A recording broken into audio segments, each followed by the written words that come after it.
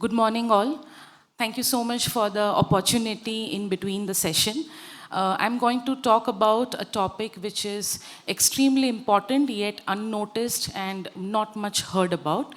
So my today's paper is all about silent struggles, that is mental health during menstruation in India, as I belong to India, and as specifically South Gujarat region where the work has been done. So, menstruation is a natural biological process, often linked only with physical discomfort. Psychological and emotional dimensions largely remain unnoticed and unspoken. Although they have long time effects, sometimes the trauma goes even till menopause and maybe later. For example, around 50 to 60% of women world over, they experience premenstrual syndrome, and 3 to 8% face severe premenstrual dysphoric disorder. These are some of the mental health issues which the women face during the periods. Common emotional symptoms which are observed in these kind of mental health issues are mood swings, irritability, anxiety, low mood, and there are many more to it. I have studied more than 200 plus symptoms observed in female from the age group of 13 to 36. Cultural stigma and silence prevents open dialogue and timely support, and consequences are such that this affects their daily functioning, relationships, academia, as well as their productivity at the workplace. This calls for an integrated awareness, open communication, and psychosocial care in menstrual health programs.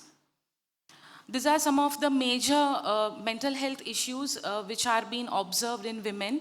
Menophobia means the phobia, the fear of periods or the menstruation. Exacerbation of ailments, this means that during the phase of periods, many a times the women, they are largely to have more enhanced symptoms of their allergy. If they are suffering from some ailments like joint pain, or maybe they are suffering from some disorders, that part will increase in them. Menstrual anxiety, which is extremely common even in adolescent girls. Premenstrual syndrome, premenstrual dysphoric disorder, PMDD, hemophobia, that is the fear of blood. And to understand this, I have just taken two major symptoms and syndromes, that is PMS and PMDD, whether they are prevalent in India and how far they affect the psycho-socio-economic aspects of the women, and what is the emotional state during these particular phases.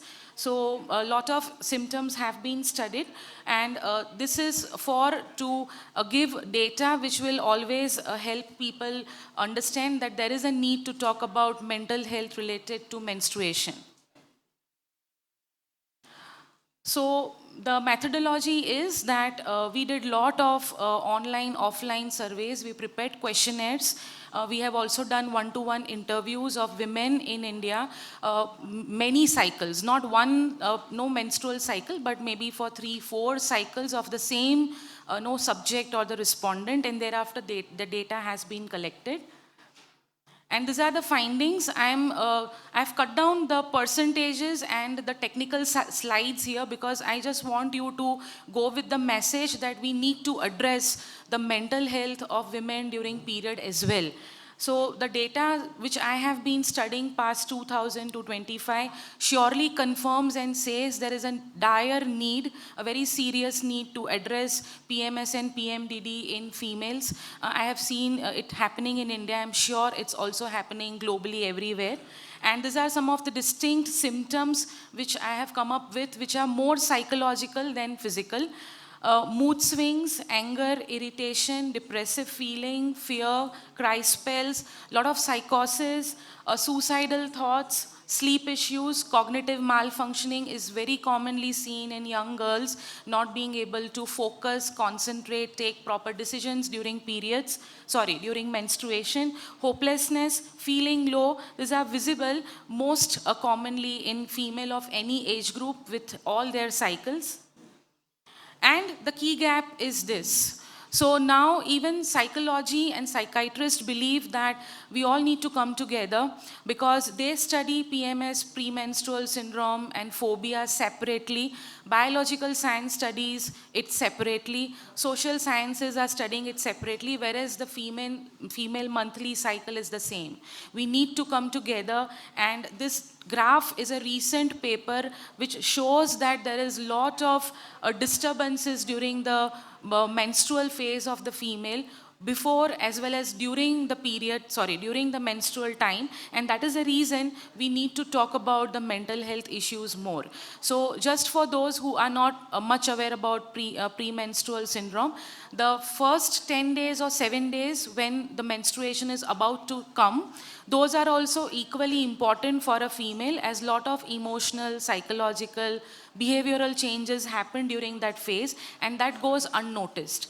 These all symptoms, they subside once the first day starts of the bleeding, the first day starts, this will subside.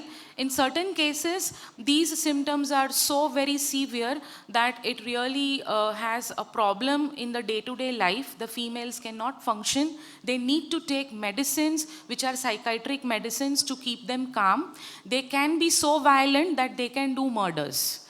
And we are not noticing or we are not addressing this kind of mental issues with female, especially when we are talking about so much related to menstruation. The way forward is we all are here, so let's include in our policies. I do not see anything in India related to mental health included in our menstrual health management policy. So far I know it's not been addressed. I have been shouting to all those who are writing books, preparing the materials and training materials for menstrual educators, please have a chapter included on menstrual anxiety, menstrual phobia, what is PMS, what symptoms to be considered. And unfortunately, science still does not have any cure permanently for PMS, PMDD or phobias. Only the symptomatic treatment can be done. So we need to help them manage. That can only be done by awareness, nothing else. So how dignified menstruation and mental health goes hand in hand? Very much it goes hand in hand. I strongly believe that dignified menstruation ensures women are heard, they are understood, respected, and not just managed like a biological body. And for that, we need to address their mental health, because it becomes an essential pillar.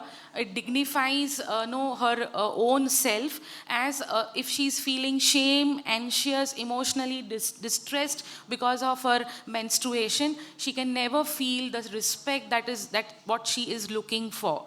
Stigma and restrictions during menstruation undermines self-worth and emotional well-being, and promoting open dialogue and emotional support fosters both mental well-being and menstrual dignity. Thank you so much. I hope you will carry the message forward. Thank you.